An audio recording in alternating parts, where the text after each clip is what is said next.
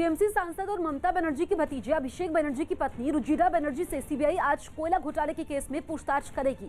बताया जा रहा है कि रुजिरा बनर्जी से ये पूछताछ सुबह 11 बजे उनके घर शांति निकेतन पर ही की जाएगी। सीबीआई को शक है कि कोयला तस्करी के पैसे विदेश भेजे गए हैं। इससे पहले सीबीआई ने कल रुजिरा बनर्जी की बहन मेनका गंभीर से कल कई घंटों तक पूछताछ की। सूत्र बताते हैं कि मेनका गंभीर ने पूछताछ के समय सवालों के सही जवाब नहीं दिए।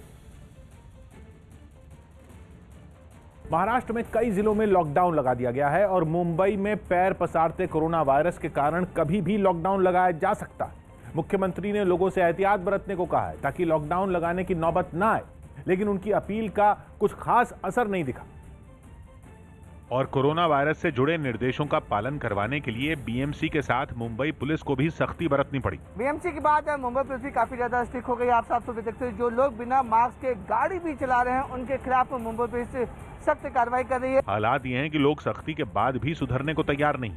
लोगों के चेहरों पर मास्क चेक करने के लिए सड़कों पर तैनात पुलिस वालों को एक ऐसा शख्स मिला जो सुबह से 2 बार मास्क न लगाने की वजह से चालान कटवा चुका था। चालान कटवाने की नौबत तीसरी बार भी आ गई तो पुलिस वालों से उसने बहस शुरू कर दी। 2 कार्रवाई हो चुकी फिर भी आप मास्क क्यों नहीं लगाते हो? पर सर एक्चुअली गाड़ी का कांच नीचे था। अरे वो गलती हो गया कि वो वापस आप चाहते हो कि फिर से लॉकडाउन लगे? नहीं सर। सड़कों पर ऐसे लोगों की कोई कमी नहीं है जो मास्क को तो मुसीबत मानते ही हैं, ड्यूटी पर तैनात पुलिस वालों से उलझना भी अपना अधिकार मानते हैं। और यही हाल मुंबई के रेलवे स्टेशनों का है, जहां बीएमसी के कर्मचारी और अधिकारी चालान का चाबुक लेकर खड़े हैं, लेकिन लोगों पर इसका असर नहीं दिख रहा। कुछ ऐसी तस्वीरें दादर स्टेशन से सामने आई, जहां एक आदमी गले में रुमाल लटकाकर बीएमसी के अफसरों के पास पहुंचा। बीएमसी के लोगों ने जब उसे बताया कि मास्क न लगाने की वजह से उसका चालान किया जाएगा तो उसने रुमाल नाक के ऊपर चढ़ा लिया। लेकिन बात यहीं खत्म नहीं हुई, बल्कि बहस शुरू हो गई। वो मानने के लिए तैयार ही नहीं हुआ कि उसने रुमाल नाक के नीचे किया था। कुछ ऐसे लोग न्यूज़ 18 के कैमरे पर भी आए जिन्हें मास्क लगाना मुसीबत लगता है, लेकिन वो कुछ बोलने को तैयार नहीं हुए। क्या आप मुख्यमंत्री की बात सुनी है आपने? अगर मास्क नहीं पहनते हैं तो लॉकडाउन होगा। मास्क क्यों नहीं पहने आपने? सर क्यों बोलना है, मेरे को नहीं बात है बोलने। मुंबई में उन सभी इमारतों को सील करने का काम जोरों पर है जहां कोरोना मरीजों की गिनती 5 या 5 से ज्यादा है। ऐसी इमारतों पर एजेंसियां सख्त हैं, लेकिन मुंबई में शादियों की रौनक पर कोई असर नहीं है। मुंबई के तिलक नगर में हुई एक शादी में बीएमसी की टीम पहुंची। रौनक और चकाचौंध ऐसी कि जैसे कोरोना तो कब का मुंबई को छोड़कर चला गया हो। बिना किसी दूरी का लिहाज किए बेहिसाब भीड़ जमा दिखी। हालांकि बीएमसी के अफसरों के पहुंचते ही लोगों के चेहरों पर मास्क जरूर लग गए। कुछ ऐसी ही रौनक मुंबई के कुछ पब और बार में भी दिखी।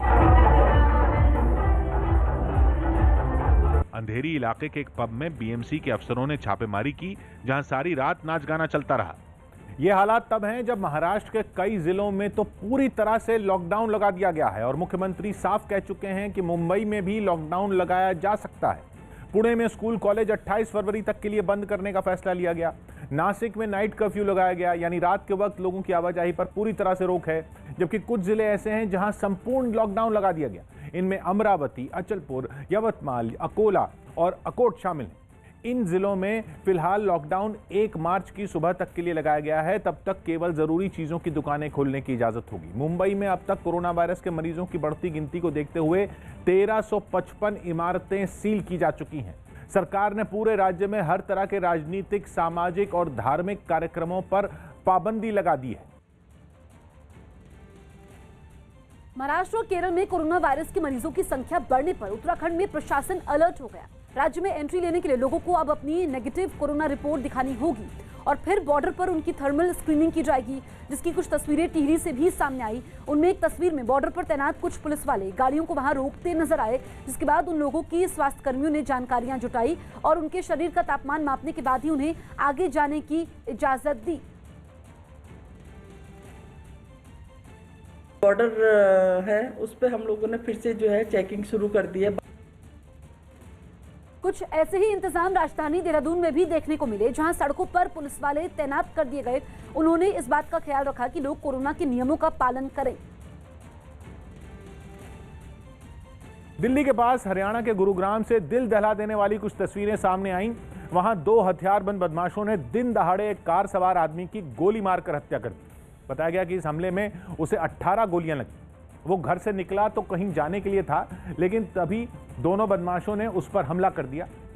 जिसकी तस्वीरें वहां लगे सीसीटीवी कैमरे में कैद हो गई, जिनमें साफ दिखा कि दोनों बेखौफ बदमाशों ने कार सवार आदमी पर ताबड़तोड़ फायरिंग कर दी। इस दौरान एक बदमाश तो पिस्तौल को दोबारा लोड करता भी दिखा, जिसके सामने की तरफ से ही गाड़ी में बैठे आदमी को गोलियों से छलनी कर दिया।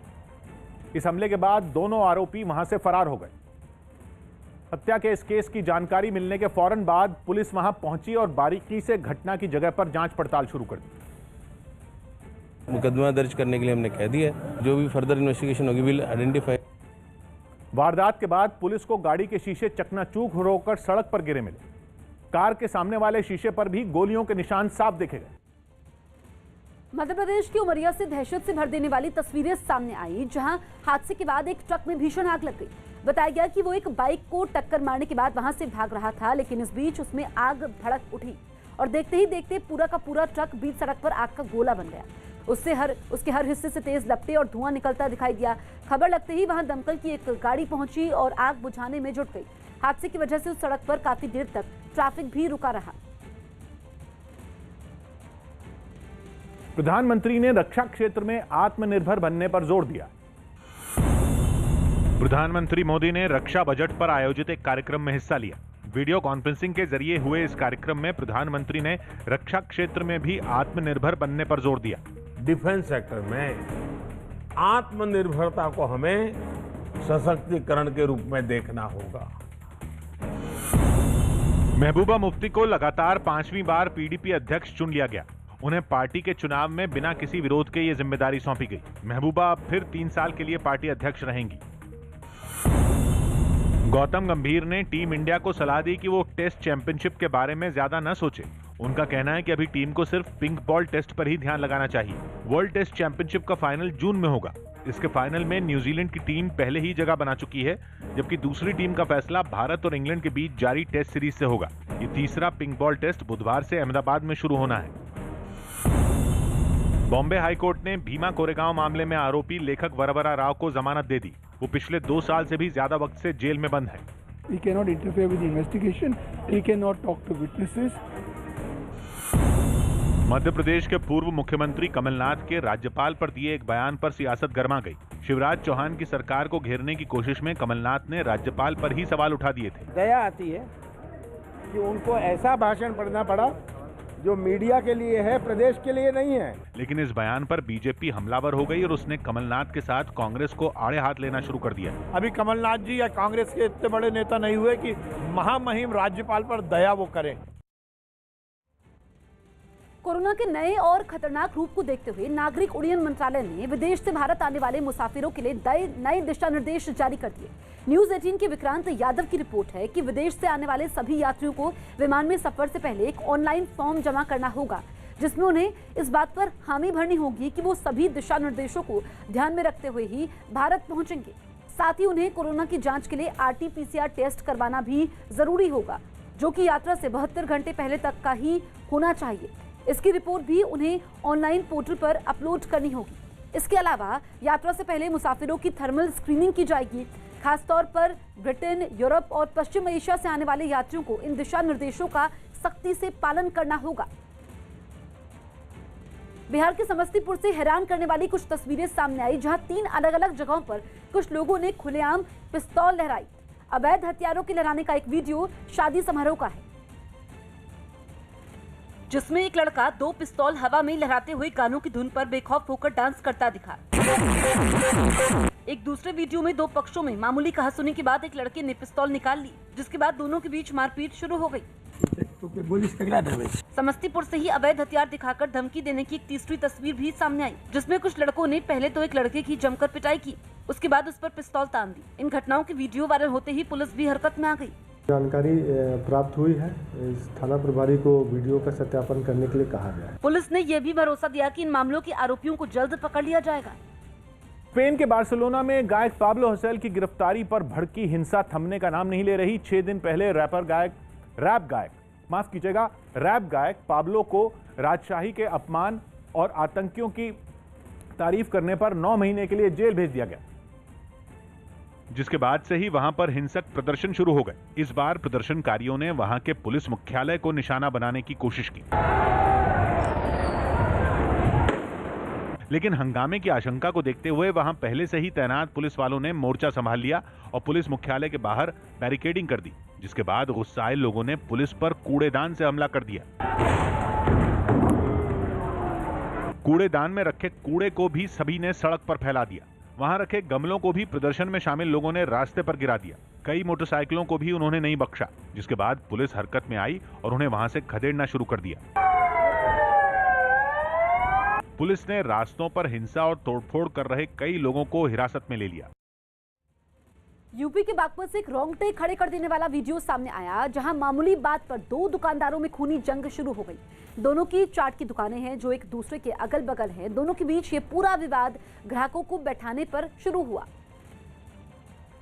जो चंद मिनटों में खूनी झड़प में बदल गया। दोनों दुकानदारों के बीच हो रही लड़ाई में उनके लोग भी डंडों और लोहे की रॉड के साथ कूद पड़े। इसके बाद तो जो भी सामने आया उसने या तो डंडे खाए या फिर रॉड की मार से घायल हुआ। इस दौरान दोनों दुकानदार एक दूसरे से गुत्थम गुत्था होते नजर आए। एक ने तो दूसरे की गर्दन पकड़ ली और उसे जमीन पर पटक दिया। नीचे गिरते ही भूरे रंग की जैकेट पहने इस दुकानदार के लोग चेक शर्ट वाले दुकानदार पर टूट पड़े। उस पर ताबड़तोड़ डंडे बरसाने लगे, जिसके बाद उसका एक साथी उसे बचाने के लिए दुश्मन गुट के लोगों पर लोहे की रॉड से हमला करने लगा,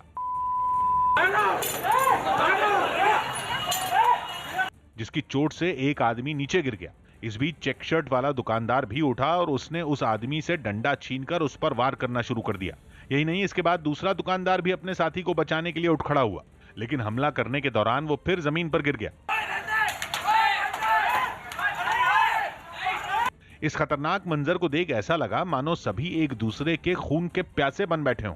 8 लोग दोनों पक्षों से गिरफ्तार किए गए। इस खूनी झड़प में दोनों ओर के कई लोग घायल हुए। यूपी में इस बार एक छात्रा बुरी तरह जली हालत में खेत में मिली है। यूपी के शाहजहांपुर में एक छात्रा बुरी तरह जली हालत में खेत में पड़ी मिली, जिसके बाद इलाके में हड़कंप मच गया और लोगों ने उसे गंभीर हालत में अस्पताल में भर्ती करवाया। दिल्ली एयरपोर्ट में आज आधी रात से कोरोना जांच को 10 गुना बढ़ा दिया गया। इस दौरान हर रोज करीब 7,000 लोगों की जांच की जाएगी। खासकर ब्रिटेन, यूरोप और खाड़ी देशों से आने वाले सभी यात्रियों की अनिवार्य होगी। चमोली हादसे की 15 दिन बाद भी वहां लापता लोगों की तलाश जारी है। अभी भी 130 से ज्यादा लोग लापता बताए जा रहे हैं। हालांकि अब प्रशासन लापता लोगों का मृत्यु प्रमाण पत्र जारी करेगा ताकि पीड़ित परिवारों को मुआवजा दिया जा सके। ब्रिटेन के पीएम बोरिस जॉनसन ने देश में लॉकडाउन हटाने का रोड मैप जारी कर दिया, जिसके मुताबिक 8 मार्च से 21 जून के बीच 4 चरणों में लॉकडाउन हटाया जाएगा। चेन्नई एयरपोर्ट पर कस्टम विभाग ने 2 लोगों को 1.5 किलो सोने के साथ गिरफ्तार कर लिया। बरामद सोने की कीमत करीब 72 लाख रुपए बताई जा रही है।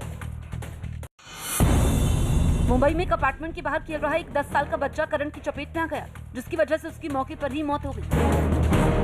अमेरिका में कोरोना से जान गंवाने वाले 5 लाख से ज्यादा लोगों की याद में व्हाइट हाउस में झंडा झुकाया गया। साथ ही मोमबत्ती और घंटा बजाकर उन्हें श्रद्धांजलि दी गई। राष्ट्रपति जो बाइडेन के आदेश के अनुसार व्हाइट हाउस में 26 फरवरी तक झंडा झुका रहेगा। चुनाव की आहट के बीच तिरुवनंतपुरम में बीजेपी के छात्र संगठन एबीवीपी और उसके युवा संगठन बीजेवाईएम के कार्यकर्ता केरल सरकार के खिलाफ सड़कों पर उतरा। राज्य में पिछले कई दिनों से लोक सेवा आयोग की परीक्षा में अच्छी रैंक लाने वाले युवा प्रदर्शन कर रहे हैं। उनकी मांग है कि केरल सरकार अलग अलग विभागों में उनकी नियुक्ति करे। और अब एबीवीपी और बीजेवाईएम के कार्यकर्ता भी उनके समर्थन में आ गए हैं। इन लोगों ने सचिवालय जाने के लिए मार्च निकाला, लेकिन पुलिस ने उन्हें रास्ते में ही रोक दिया और जब प्रदर्शनकारी आगे बढ़ने की कोशिश करते रहे तो उन पर लाठीचार्ज कर दिया गया। पुलिस वाले इन लोगों को बुरी तरह से पीटते नजर आए। एक शख्स को तो उन्होंने लाठी से इतनी जोर से मारा कि वो सर पकड़कर सड़क पर गिर गया, लेकिन तिरुवनंतपुरम की पुलिस ने इस ओर ध्यान ही नहीं दिया और प्रदर्शन करने वाले लोगों पर लाठियां बरसाती रही, जिसकी वजह से कई प्रदर्शनकारी घायल होकर सड़क पर गिर गए। हालांकि चोट लगने के बावजूद वो वहां से हटे नहीं और उसी हालत में लोक सेवा आयोग की परीक्षा में अच्छी रैंक लाने वाले युवाओं के समर्थन में प्रदर्शन करते रहे। इससे पहले एबीवीपी और बीजेवाईएम के कार्यकर्ताओं ने मुख्यमंत्री पिनरई विजयन और कई मंत्रियों का पुतला भी जलाया और सचिवालय की ओर बढ़ गए। इस दौरान उन्होंने रास्ते में लगे बैरिकेड हटाने की कोशिश की। उन्होंने उन्हें जोर जोर से हिलाया, जबकि कई कार्यकर्ता तो बैरिकेड पर चढ़ गए, जिसके बाद पुलिस ने उन्हें वहां से हटाने की कोशिश की और उन पर पानी की तेज बौछार कर दी। केरल की सरकार पर विपक्ष लगातार ये आरोप लगा रहा है कि राज्य सरकार रैंक पाने वाले लोगों को दरकिनार कर सरकारी विभाग में अपने करीबियों की नियुक्ति कर रही है। कुछ दिन पहले केरल सरकार के खिलाफ कांग्रेस ने भी ऐसा ही प्रदर्शन किया था। अमेरिका के क्लीवलैंड में जाबाज बचाव कर्मियों की हिम्मत ने 10 लोगों की जान बचाई। वहां एक जमी हुई झील में ये लोग फंस गए थे, जिनमें 3 बच्चे भी शामिल थे, जिसके बाद उन्हें बचाने के लिए प्रशासन ने युद्ध स्तर पर ऑपरेशन चलाया। मामले की गंभीरता को समझते हुए तुरंत एक हेलीकॉप्टर भी घटनास्थल पर रवाना कर दिया गया। सामने आई तस्वीरों में वो विशाल झील लगभग पूरी तरह जमी हुई नजर आई और बचावकर्मी लोगों को सुरक्षित अपने साथ ले जाते दिखे। अमेरिका की सरकारी मौसम एजेंसी ने चेतावनी जारी की थी कि जमी हुई झील की तरफ जाना खतरे से खाली नहीं, लेकिन फिर भी लोग मनमानी करने से बाज नहीं आए और अपनी जान से हाथ धोते धोते बचे। पहले टी20 मैच में न्यूजीलैंड ने ऑस्ट्रेलिया को हरा दिया। मेजबान न्यूजीलैंड ने ऑस्ट्रेलिया को पहले टी20 मैच में 53 रन से हरा दिया। इस मुकाबले में न्यूजीलैंड ने पहले खेलते हुए 20 ओवरों में 184 रन बनाए। बाद में ऑस्ट्रेलिया की टीम 18वें ओवर में ही 131 रन पर ढेर हो गई। दिल्ली हाईकोर्ट ने कैदियों के पैरोल के मामले पर राज्य सरकार को नोटिस जारी किया। इस मामले में दाखिल एक याचिका में 65 साल से ज्यादा उम्र या बीमार कैदियों की इमरजेंसी पैरोल बढ़ाने की मांग की गई है। इसके लिए ये दलील दी गई कि जेलों में कोरोना से बचने के लिए जरूरी दूरी बनाए रखना संभव नहीं है और वहां पहले से ही क्षमता से ज्यादा कैदी बंद हैं। दावा है कि ऐसे में कोरोना संकट के दौरान इन कैदियों की मुश्किल और बढ़ सकती है। अब इस मामले पर शुक्रवार को सुनवाई होगी। कर्नाटक सरकार ने कोरोना खतरे की वजह से फिर सख्ती बढ़ा दी। सरकार ने राज्य में शादियों वाली जगहों पर मार्शल तैनात करने का फैसला लिया। ये मार्शल मास्क नहीं पहनने वालों पर और कोरोना नियमों का पालन नहीं करने वाले लोगों पर नजर रखेंगे। पश्चिम बंगाल में केंद्र के अर्धसैनिक बल को भेजने पर चुनाव आयोग ने सफाई दी। आयोग ने बताया ऐसा 1980 के दशक से होता आया है। हर चुनाव से काफी पहले जवानों को ऐसे राज्यों में भेजा जाता है ताकि वो वहां जाकर उन इलाकों को समझ लें। इससे पहले कुछ मीडिया रिपोर्ट में चुनाव का ऐलान होने से काफी समय पहले इन जवानों को वहां भेजने पर कई तरह की अटकलें लग रही थी।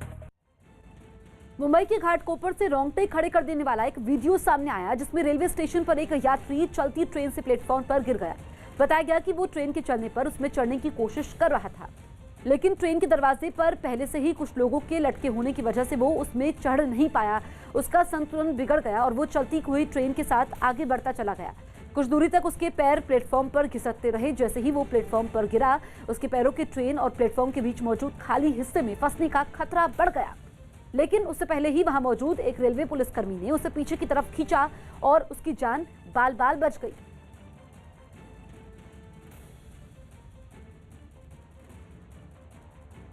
यूपी के चित्रकूट से एक डराने वाला वीडियो सामने आया। वहां कुछ कच्चे मकान आग की भीषण लपटों में घिर गए। यह आग किस वजह से लगी, इसका पता नहीं चल पाया, लेकिन इसकी बेकाबू लपटें सब कुछ तबाह करने को आमादा दिखी। धधकते मकानों से आग और धुएं का गुबार उठता हुआ दिखाई दिया। भीषण आग को देखकर इलाके में अफरा तफरी मच गई। तबाही को देखकर घर की महिलाएं जोर जोर से रोने लगी।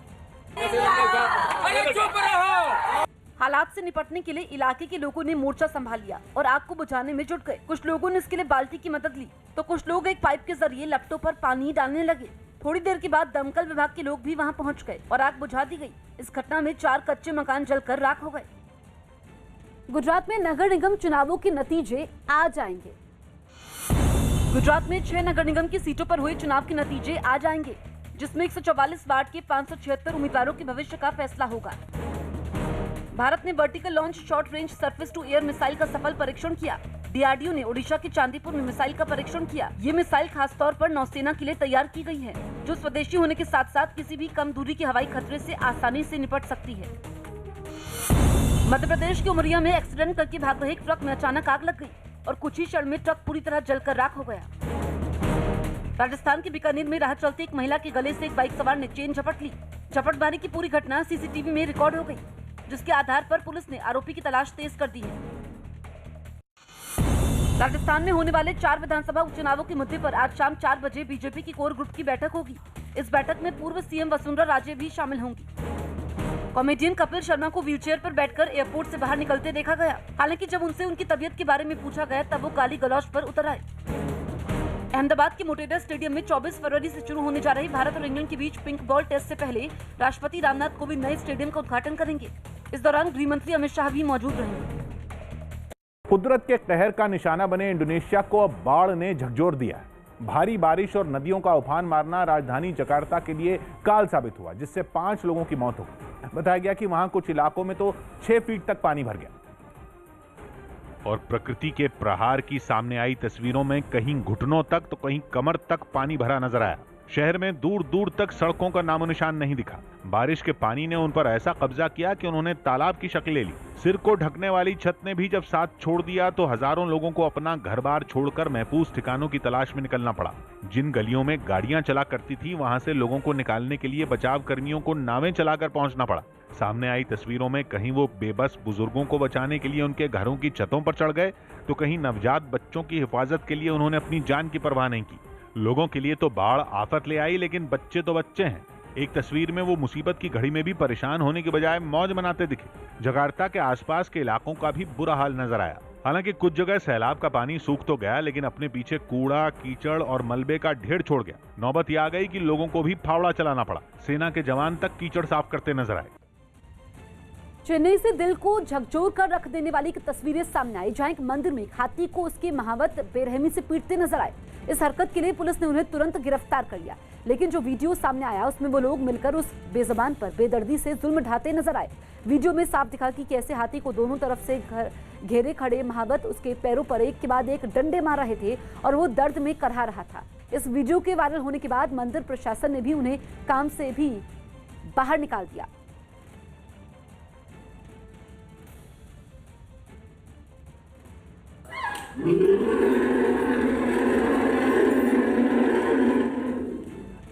हरियाणा के जींद में कृषि सुधार कानूनों का विरोध कर रहे कुछ किसानों ने खेतों में खड़ी फसलें नष्ट कर दी। इससे पहले किसान नेता राकेश टिकैत ने किसानों से आंदोलन के लिए अपनी फसल नष्ट करने की अपील की थी, जिसका असर भी देखने को मिला। हरियाणा के जींद में कुछ किसानों ने खेतों में खड़ी फसल नष्ट करनी शुरू कर दी। इन किसानों ने गेहूं की फसल को खेत में ही ट्रैक्टर चलाकर जोत दिया। सरकार के अगर नहीं मानी हम सारी फसल को बांट देंगे। यही नहीं, किसानों ने ऐलान किया कि अगर सरकार ने कृषि सुधार कानून वापस नहीं लिए तो वो अगली फसल भी नहीं बोएंगे। इससे पहले सरकार अपना फैसला वापस नहीं ले लेती तब तक हम कोई फसल की बिजाई नहीं करेंगे। इससे पहले इन किसानों ने खेतों में ही कृषि सुधार कानूनों के खिलाफ नारेबाजी की और फिर फसलों को नष्ट करना शुरू कर दिया। पुणे में बीजेपी नेता और कोल्हापुर के पूर्व सांसद धनंजय महाडिक के बेटे की शादी के बाद आयोजित पार्टी में कोरोना नियमों की जमकर धज्जियां उड़ी। कार्यक्रम में शामिल होने आए मेहमानों में ज्यादातर लोगों ने ना तो मास्क लगाया हुआ था और ना ही सोशल डिस्टेंसिंग का पालन किया जा रहा था। यह हालत तब है जब एक बार फिर महाराष्ट्र में कोरोना तेजी से फैल रहा है। बताया गया कि कार्यक्रम में पूर्व सीएम देवेंद्र फडणवीस, एनसीपी प्रमुख समेत करीब 1000 लोग शामिल हुए। जिस जगह रिसेप्शन पार्टी का आयोजन किया गया था, उस लॉन के मैनेजर और मालिक के खिलाफ मामला दर्ज किया गया है। कोयला घोटाले की जांच के घेरे में अभिषेक बनर्जी की एक रिश्तेदार भी आ गई। बंगाल के कोयला घोटाले की जांच की आंच टीएमसी सांसद और ममता बनर्जी के भतीजे अभिषेक बनर्जी की रिश्तेदार तक पहुंच गई। इस मामले में पूछताछ के लिए सीबीआई की टीम अभिषेक बनर्जी की पत्नी की बहन मेनका गंभीर के घर पहुंची। अभिषेक बनर्जी की साली के घर पहुंची है सीबीआई की टीम यहां पर पंचशायर इलाके में। इससे पहले इस मामले में अभिषेक बनर्जी की पत्नी रुजिरा बनर्जी ने सीबीआई के नोटिस का जवाब दिया, जिसमें उन्होंने कहा कि उन्हें पता ही नहीं कि उनसे किस मामले में पूछताछ होनी है, जबकि इस मामले में बीजेपी ने उम्मीद जताई कि जांच के बाद सारी सच्चाई सामने आ जाएगी। जो कनेक्शन थे, जिसको साथ कनेक्शन हुआ थे, ये सब लोग तो आएगा। गुजरात में राज्यसभा की 2 सीटों पर हुए उपचुनाव में बीजेपी के दोनों उम्मीदवारों ने जीत हासिल कर ली। बीजेपी प्रत्याशी रामभाई मोकरिया और दिनेश प्रजापति ने बिना किसी विरोध के ये जीत दर्ज की। ये दोनों सीटें कांग्रेस नेता अहमद पटेल और बीजेपी नेता अभय भारद्वाज के निधन के बाद खाली हुई थी। खेल मंत्री किरेन रिजिजू भारत और इंग्लैंड के बीच होने वाले तीसरे टेस्ट मैच को देखने के लिए अहमदाबाद जाएंगे। दोनों टीमों के बीच बुधवार से सरदार पटेल स्टेडियम में तीसरा मैच खेला जाएगा। इस स्टेडियम में पहले भी मैच होते रहे हैं, लेकिन फिर इसे तोड़कर दुनिया के सबसे बड़े क्रिकेट स्टेडियम में तब्दील कर दिया गया है। इसी के बाद वहां पहली बार ये मैच खेला जाएगा। I am encouraging more international matches in India. Supreme court ने कार्ति चिदम्बरम को विदेश जाने की मंजूरी दे दी। हालांकि उन्हें 2 करोड़ रुपए जमा करवाने को भी कहा गया है। यही नहीं, वो कहां जाएंगे इसकी भी पूरी जानकारी उन्हें देनी होगी। कार्ति आईएनएक्स मीडिया के मनी लॉन्ड्रिंग केस में घिरे हुए हैं।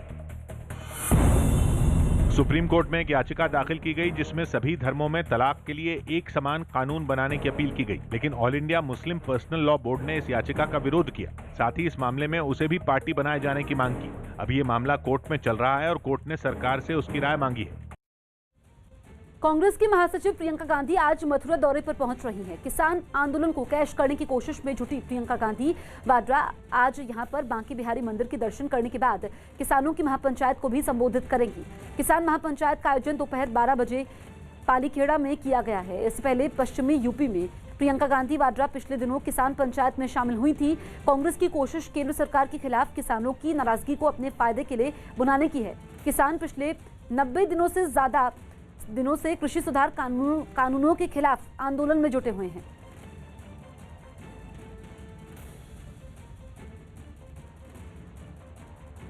मध्य प्रदेश के श्योपुर से हैरान करने वाला वीडियो सामने आया, जहां रात के अंधेरे में कुछ बदमाशों ने एक पेट्रोल पंप पर हमला कर दिया। ये पूरी वारदात वहां लगे सीसीटीवी कैमरे में रिकॉर्ड हो गई, जिसमें कुछ बदमाश रात के वक्त पेट्रोल पंप के दफ्तर पर ताबड़तोड़ हमले करते दिखे। इससे पहले इन लोगों ने वहां खड़े कर्मचारी को निशाना बनाया, जिसके बाद वो कर्मचारी अपनी जान बचाने के लिए दफ्तर की तरफ भागा। हमलावर भी उसके पीछे दौड़े और उस दफ्तर के शीशों पर लाठियों से वार करना शुरू कर दिया। इसके बाद अंदर मौजूद गार्ड ने भी अपनी बंदूक दिखाकर बदमाशों को भगाने की नाकाम कोशिश की। कुछ देर के बाद सभी हमलावर वहाँ से फरार हो गए। कोतवाली पे अपराध दर्ज कर लिया है और आरोपियों के खिलाफ कार्रवाई की जा रही है। इस वारदात में पेट्रोल पंप के 2 कर्मचारियों को चोटें भी आईं।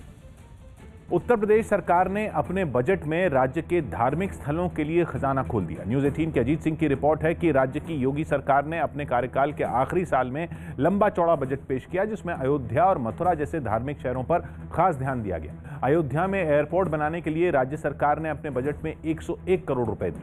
यही नहीं, वहां राम मंदिर तक सड़क बनाने के लिए 300 करोड़ रुपए आवंटित किए गए। इसके अलावा मथुरा को ध्यान में रखकर यमुना एक्सप्रेसवे के किनारे बनने वाले जेवर एयरपोर्ट के लिए बजट में 2000 करोड़ रुपए दिए गए।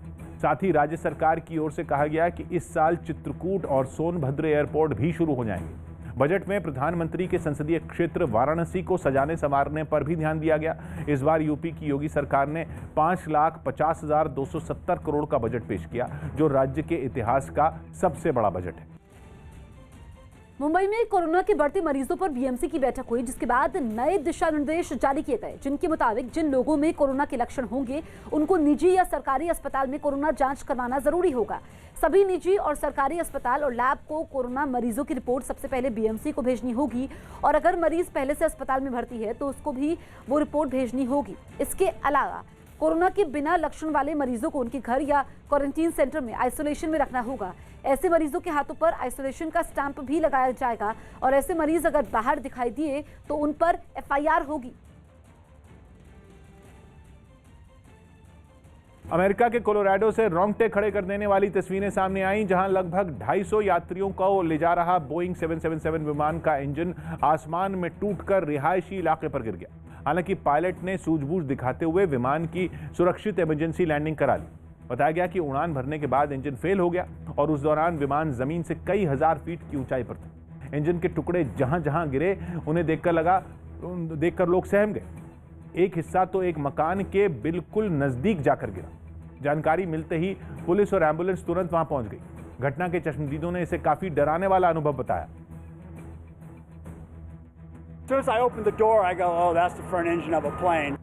इस हादसे में विमान में सवार यात्रियों या उसके मलबे के गिरने की वजह से किसी को कोई नुकसान नहीं हुआ।